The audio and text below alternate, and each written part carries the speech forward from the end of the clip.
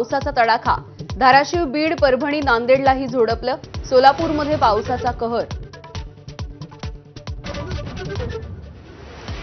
मुंबईसाठी आज red alert जारी, अतिवृष्टीची शक्यता. तर ठाणे, पालघर, रायगडसह संपूर्ण कोकणाला मुसळधार पावसाचा इशारा.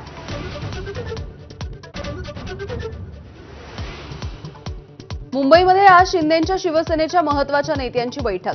दसरा मेळाव्याच्या पार्श्वभूमीवर बैठकीला महत्त्व. यंदाच्या मेळाव्याची जबाबदारी मुंबईमधल्या नेत्यांवर.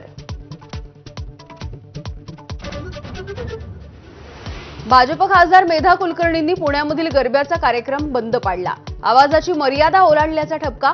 यापुढे आवाजाचे नियम न पाळल्यास कार्यक्रम होऊ न देण्याचाही इशारा.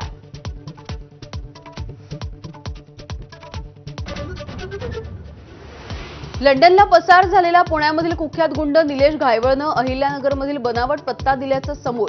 पोलिसांच्या कार्यपद्धतीवर सवाल उपस्थित. कुणाचा वरदहस्त लाभला अशी शंका.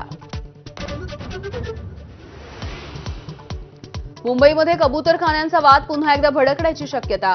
कोर्टाच्या निर्देशानुसार लोकवस्तीपासून 500 मीटर अंतरावरती कबूतरखाने सुरू करण्याची तयारी. 25 पैकी 12 वॉर्डांचा सकारात्मक अहवाल.